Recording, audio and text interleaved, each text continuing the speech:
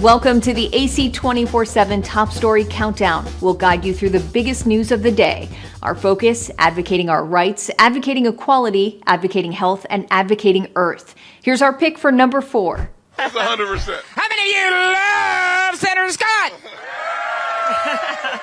Everybody is the answer Senator Tim Scott and his campaign are looking for this week in Iowa.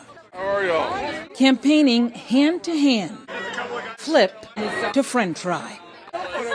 But the main political attraction during Scott's visit to the famed state fair Tuesday was news of frontrunner Donald Trump's 4th criminal indictment. Continue to say it as I see it, which is that we see the legal system being weaponized against political opponents. That is un-American and unacceptable. Scott attacking the legal process instead of the former president, trying to keep his campaign positive. And showing little appetite to take on any candidate, even Trump, despite mounting legal woes. The Trump's lead here in Iowa is insurmountable. Yeah. No, of course not. Why not? That's why I'm campaigning, because I believe that my optimistic, positive message is being rooted in Iowa and that, frankly, our poll numbers continue to go up. That optimism comes as some Iowans tell CNN they're sick of Trump, who still holds a dominant lead in the race. I'm considering other people that I think would also do a good job, maybe without some of the conflict that President Trump has with all the lawsuits. I kind of wish Trump would just fade, to be honest with you. Scott and his supporters have blanketed Iowa and New Hampshire with more than $10 million worth of ads. At an event in Cambridge, Iowa, he saw the payoff firsthand. I say in my commercials, if you take out a loan, you pay it back. Hallelujah. Y'all, this is great, man. I love this. Y'all are starting to see the commercials. This is good news. I was wondering if they were buying anything with all that money I was spending. In the Hawkeye state, a whopping 69% of likely caucus goers say they have a favorable view of Scott, according to a recent poll. His pursuit of momentum will have to carry into next week's debate, a crucial test and opportunity, with Florida Governor Ron DeSantis seeking to reboot his campaign and Trump's appearance on the stage very much in doubt. Scott is convinced he can compete. I'm going to continue to run this race for one objective. It's to be the president of the United States. His campaign just releasing this video. You get in the race for president to win. What is your campaign strategy to gain momentum between now and the debate? Well, the good news is we're going to continue to do what we have been doing, which is focusing on an optimistic, positive message anchored in conservatism with a backbone. TheAdvocateChannel.com looks at the world through the lens of equality and inclusion. Subscribe, like, and share now. AC 24/7's Top Story Countdown continues with our producer's pick for number 3. Travelers looking to save this summer have put skiplagging or hidden city ticketing back in the spotlight. It is when you purchase a ticket to one destination but disembark in your layover city. Experts say it could save you some money, but it could also create a lot of headaches and there could be consequences. For air travelers, a direct flight isn't always the cheapest route. Travelers tend to want shorter itineraries, so they're willing to pay more for direct flights. That's left some passengers tempted to try a risky travel hack called skiplagging or hidden city ticketing. It's when a passenger purchases a cheaper ticket with a connection in their desired destination city and they skip out on the final leg. You notice that if you book a trip actually to Orlando with a stop in Miami, you can get that ticket for $80. So you're potentially saving money. And what you would do is you would just get off the plane in Miami when it stopped there and give up the rest of the ticket onto Orlando. It's not illegal, but Katie Nastro, travel expert for Going, says it can be a violation of your contract of carriage with the airline.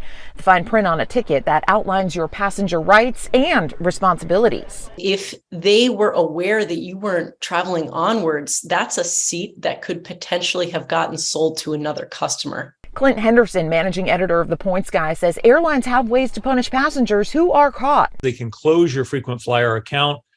They could kick you off the flight potentially and make you buy a last-minute one-way fare, or they could ban you from the airline. It's especially tricky during unpredictable summer travel, where a weather diversion could take you further off course and cost you more than you saved. Skiplagging also won't work, experts say, if you want to check baggage. That bag is going to get checked through to the final destination on the full itinerary you purchased, whether you intended to travel to that city or not. In New York, I'm Karen Kafa. Like the Advocate channel on Facebook for the best way to get updated stories that advocate for equality, justice, our rights, and more. AC 24/7 continues with today's top 2 pick. This is the 11th RICO indictment. The Racketeer Influenced and Corrupt Organizations Act, RICO for short, was originally passed in 1970 as a tool to help wipe out organized crime. The verdict was like a bullet, puncturing John Gotti's longtime image of invincibility from the law. At the time, it was dubbed the trial of the century, the U.S. versus John Gotti. The boss of the Gambino crime family was found guilty today on all 13 counts of murder and racketeering. In the early 90s, prosecutors took down Gotti and charged him with racketeering, extortion, and murder. The law also used to take down the Lucchese family and mafia underlings throughout organized crime. RICO laws allowed prosecutors to connect multiple crimes among multiple defendants to tell a story of corruption. This case charges more mafia bosses in one indictment than any ever before. The prosecutor credited for using RICO to take on the mob was a young, ambitious U.S. attorney for the Southern District of New York, Rudy Giuliani. This is a great day for law enforcement, but this is a bad day, probably the worst, for the mafia. And now, in an ironic twist, Giuliani is among those charged in the Georgia case, now having to defend himself against a charge he once prosecuted. This is a ridiculous application of the racketeering statute. This is not meant for election disputes. It's not just for people who are in organized crime. It's also for people whose collars are white and who may have Ivy League degrees. And so that's what we've seen in a variety of cases. RICO sent shudders throughout Wall Street after jurors sent American financier Michael Milken to prison in 1990 for fraud related to insider trading and tax evasion.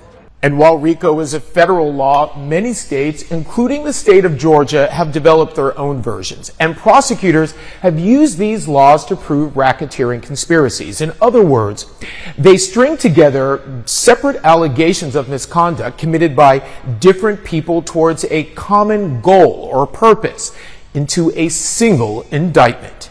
Fulton County, Georgia's DA, Fonnie Willis, is well known for using RICO. As an assistant DA, she used the law to prosecute a case against Atlanta public school educators accused of scheming to inflate standardized test scores. In her current position, she again used RICO against rapper Jeffrey Lamar Williams, known as Young Thug, alleging he oversaw crimes ranging from armed robbery to murder. He pleaded not guilty, his trial still underway.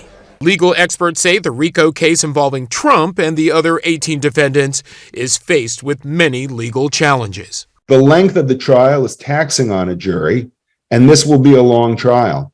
And the jury instructions at the end are hard to follow. They're complicated, and the jury will have to really pay attention closely.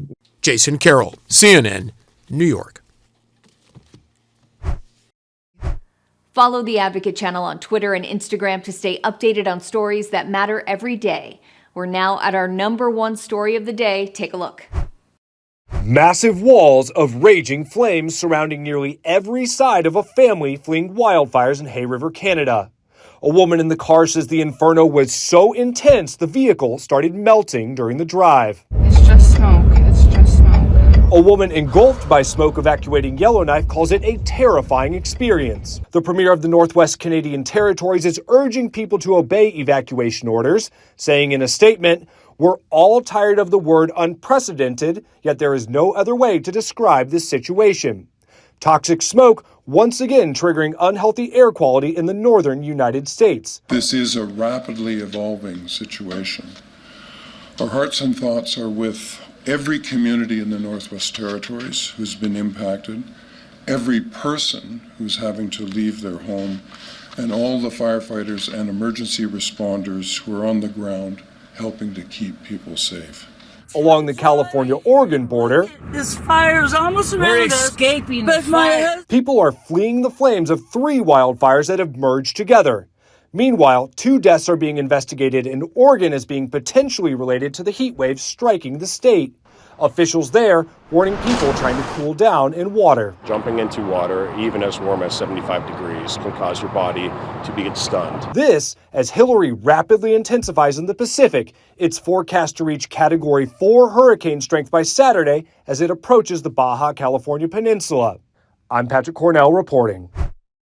Thanks for watching the Advocate Channel's top stories. We're on Facebook, Twitter, TikTok, and YouTube. Follow, like, and share, or check out advocatechannel.com for even more stories that advocate for you.